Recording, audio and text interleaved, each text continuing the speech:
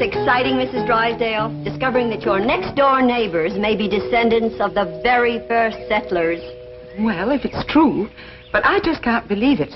The Clampetts are so uncouth, so unrefined. I prefer unspoiled. Yes, Madam President.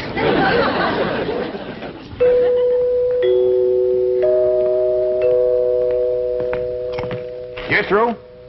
Did you ask your teacher over to Pot School about that music like I told you? Oh, yes, sir, Uncle Jet. She explained it to me, and I got it all wrote down.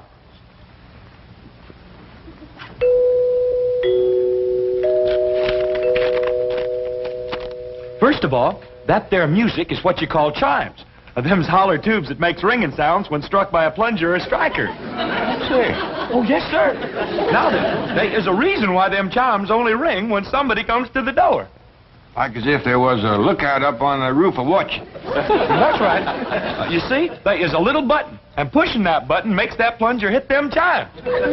Doggy. So whilst you go ahead and go to the door, I'm going up on the roof and catch that rascal that's pushing that button.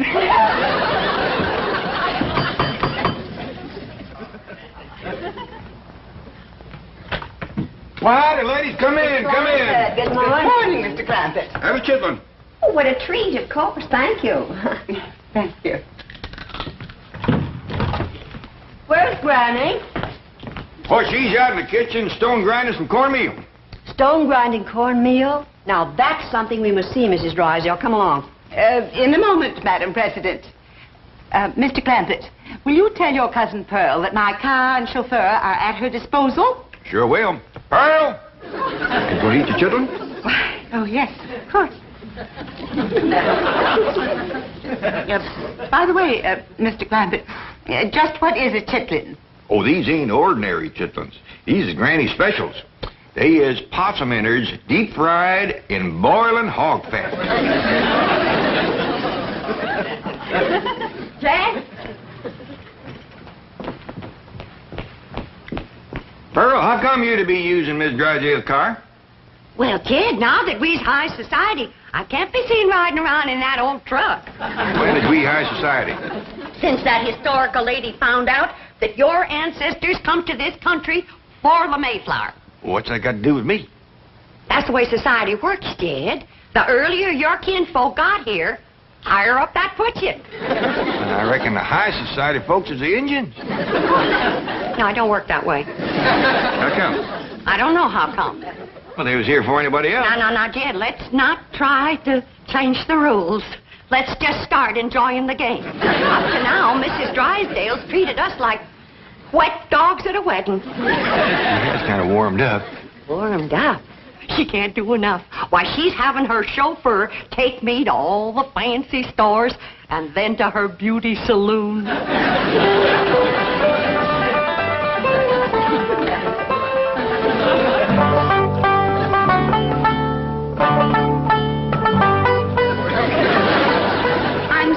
There must be an easier way to grind corn.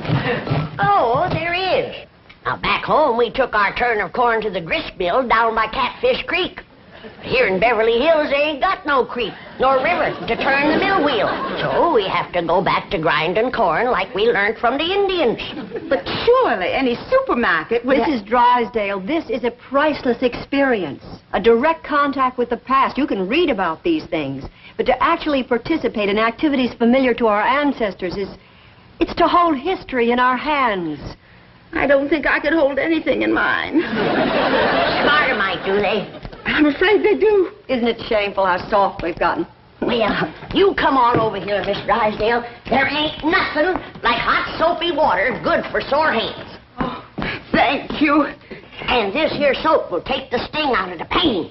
You're very kind. And while you got your hands in the hot, soapy water, why, you might as well do a few of these dishes. Dishes? Well, you seem to set quite a store on handling all of these old historical pewter pots and pans. Oh, I do. I do. But I have have to meet my husband at his bank immediately. In fact, I'm late now. Don't you worry, Miss Drysdale. I'll save up a bunch of thrills for you, like churning and lye making and corn husking and chicken plucking and goat milking.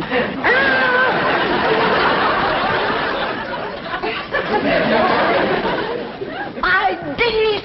She does enjoy it. Did you see her run so she could hurry back? Now, whose idea was the 2 baby goats? Elly Mae's. If I didn't know. I declare, girl, you are the limit when it comes to dragging home critters. All I sent you for was a couple of chickens and a milking goat for Granny. I know, Pa, but these little rascals cried something awful when we commenced to taking their ma away from them.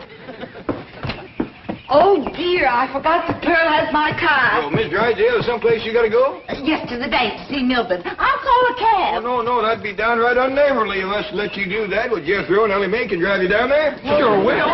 In this truck? Yeah, one good turn deserves another. After all, you let Pearl take your car. Oh, yeah, you can have the backseat all to yourself, Miss Drysdale. I'm terrible, sorry. I better call a Ain't nobody can get you there faster than we can, Miss Drysdale. Don't worry, Miss Drysdale. This hickory bench is tied on good and tight. Yeah, but Here, Mrs. Drysdale, you can hold that little feller so he won't bother me when I drive. Now, remember, she's in a hurry, but drive careful, Jethro. I think I better not go with you.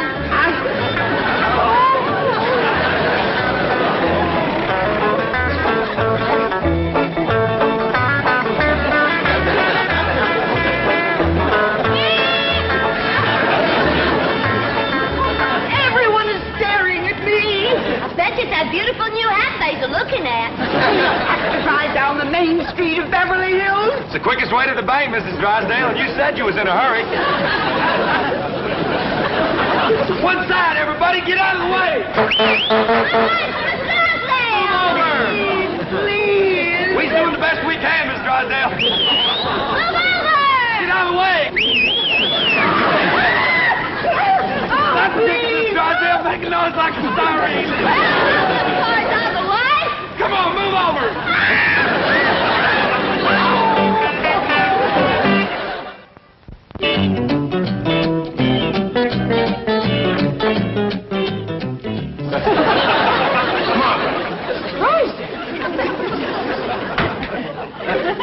Did you come through the bank in this condition? Shame on you. How could you explain this? The Clampett.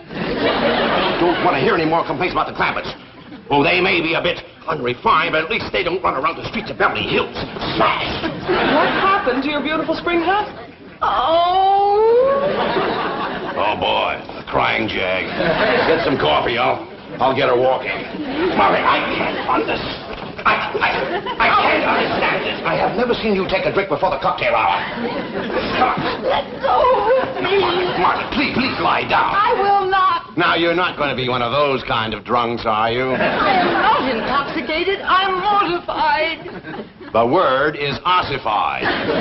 When you listen to me, the Clampetts are to blame for this. Oh, of course. And I suppose Granny gave you some of her corn? A huge bowl like this.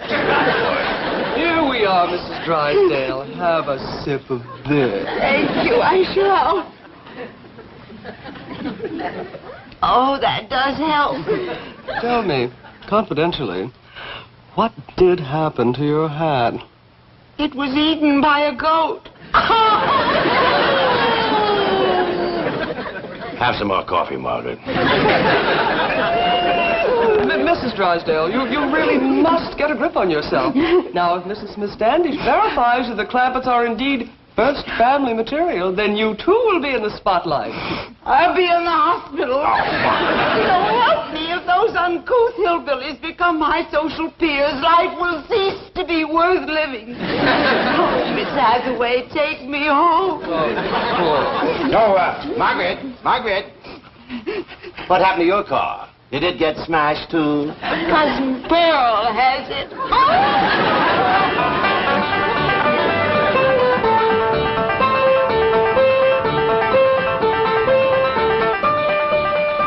You get Miss Drysdale down to the bank all right? Sure did, Uncle Jed. We got the goat tied out back in the kitchen. Granny Milky yet? Nope, she's saving her for Mrs. Drysdale. Take us out to the kitchen. Miss Standish wants to look at them old things in there. Okay, Uncle Jet.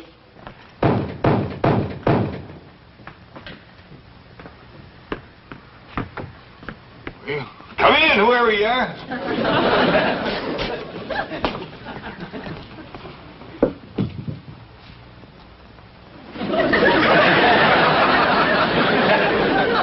Bonjour, Jade.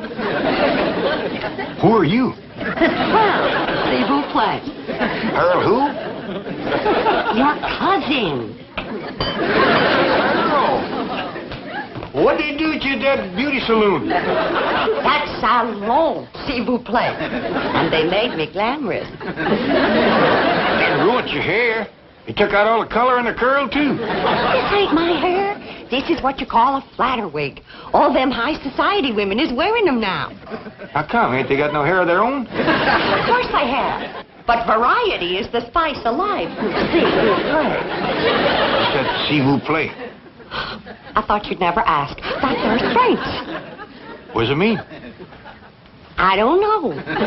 But all them society women in the beauty salon kept a saying it to the fellas that was fixing their hair. I tell you, Jed, we gotta learn us some French if we're gonna be in high society.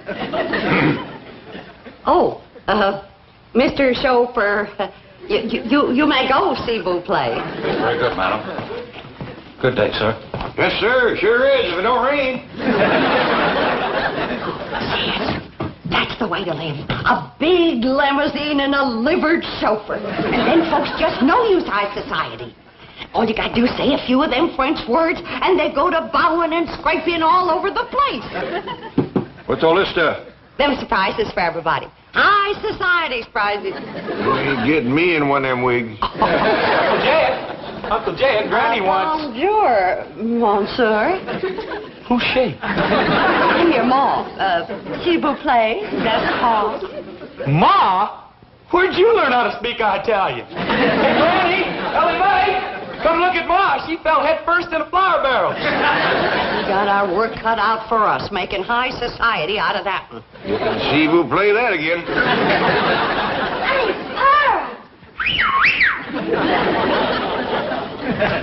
Elly, me, high society ladies don't go round carrying goats. Well, Miss Drysdale held one on her lap all the way to the bank. Didn't she, Jethro? Oh, yeah. What's all the commotion in here? Looky yonder at glamorous Cousin Pearl.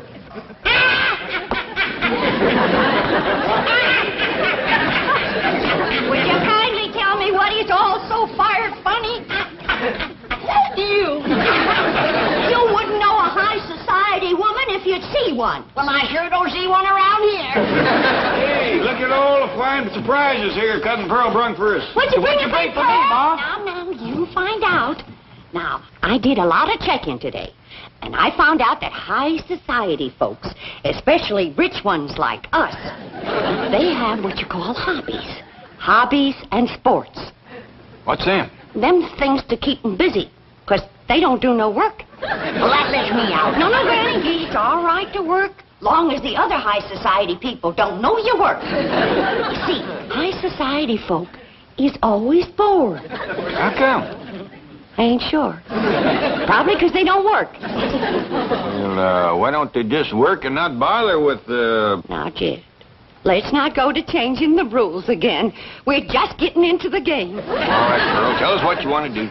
Well, Mrs. Smith Standish said they might be wanting to take our picture for the high society page in the newspaper. So I figure we got to look like high society.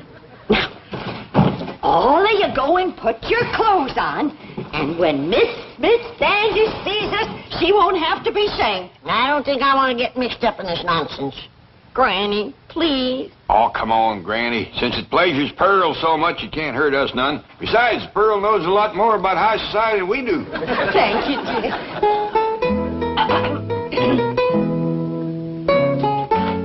Pardon, Mrs. Smith Standish. Well, Mrs. Jean, what a beautiful gown. Merci. This is my tea-drinking, bridge-playing dress. S'il vous plaît. Oh, you speak French? Oh, yeah. I mean, we. Quel surprise charmant. Aimez-vous parler français?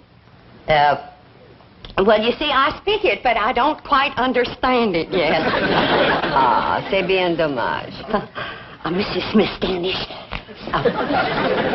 didn't you say that they might want some pictures of us for the paper?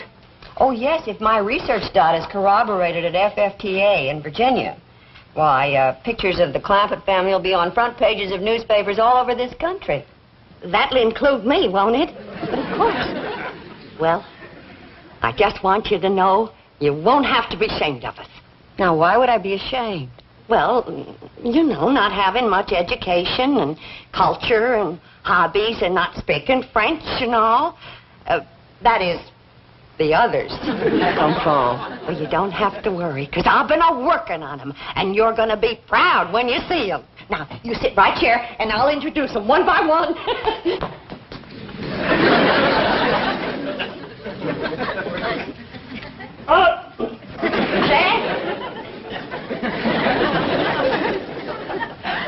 Mrs. Smith Standish, it gives me great pleasure to present my blood cousin, that international millionaire and high society sportsman, Mr. J.D. Clampett. Jed!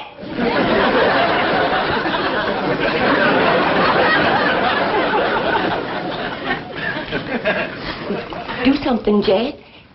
Polo first. I don't know how you polo. I feel like a named fool.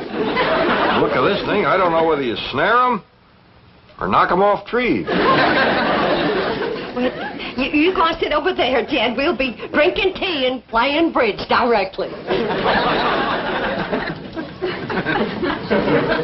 Granny, you're next. And now it gives me great pleasure to present that famous high society dowager and international sportswoman, Granny, whose favorite hobby is big game hunting in darkest Africa.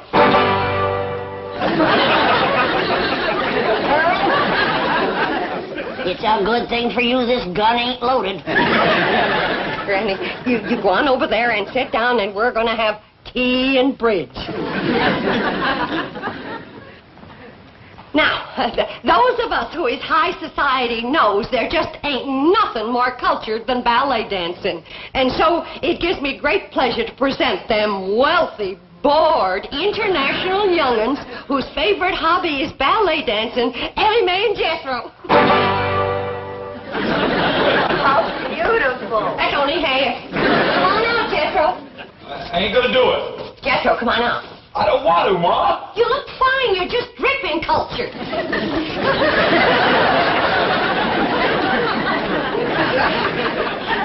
Mrs. Bodine, Jethro shouldn't be wearing this tutu. See, Ma? I told you. Well, I know it ain't big enough, but it's fine for the pictures. No, wait a minute. Wait. We ain't got tea and bridge yet.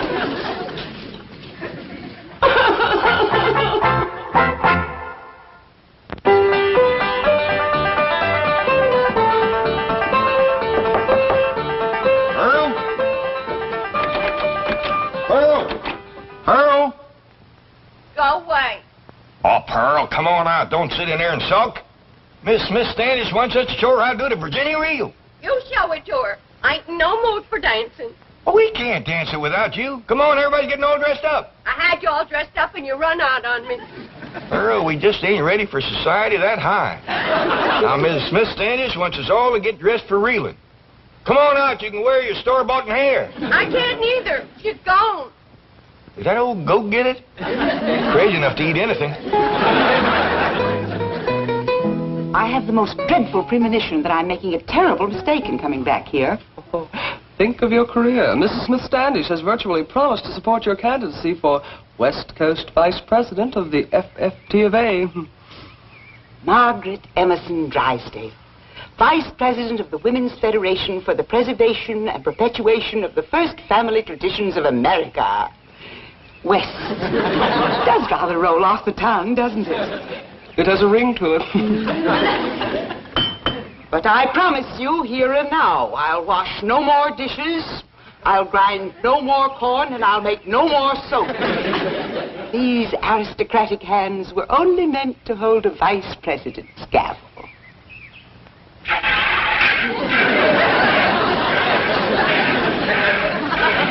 Oh, you're doing beautifully, Mrs. Drysdale. I'm proud of you. You sure got the hands for it, ain't she? Miss Drysdale, your husband's here. He's going to dance with us. Thank goodness. Oh, my hands. My hands. They'll never be the same again.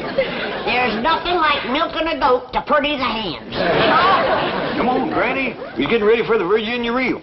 I'll fetch your lap organ in for you. Oh, Mrs. Drysdale, have you seen this priceless antique lap organ? Oh, so that's what it is. I mean, it's marvelous. You like music, Miss Drysdale? I adore music, especially the authentic lap organ. I reckon Granny will let you have a turn, won't you, Granny? Why, sure. Mrs. Drysdale, did you hear that? Oh, what a red-letter day this is for you. Oh, yes, indeed it is, Madam President. Well, come on, let's get in there and get at it.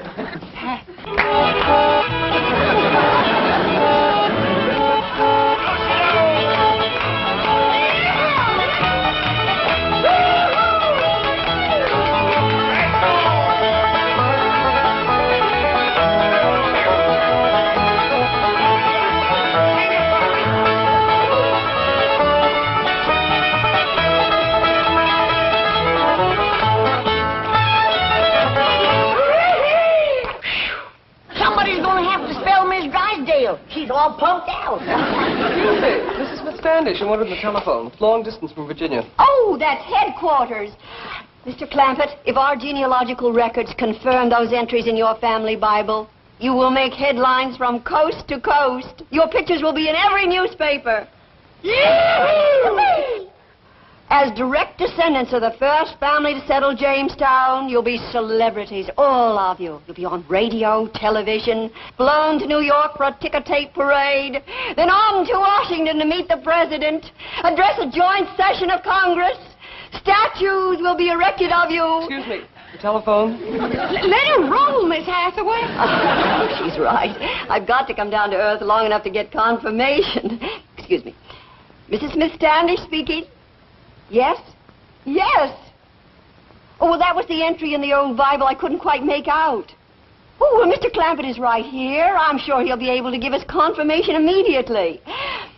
Mr. Clampett, if your great-grandfather's name was Ezekiel, you are the Clampett the world is waiting to discover.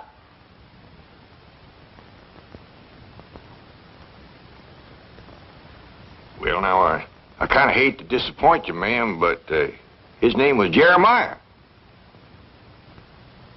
I could have told you that, Madam President. Not for one moment was I fooled. I'm sorry. No, there seems to have been some kind of a mistake. Jed? What's ailing you? You know doggone good and well your great-grandpappy's name was Ezekiel. Yeah, I know, Granny. But what would an old mountain goat like me have to say to the president and Congress? Come on, everybody, let's have another Virginia reel. Yeah!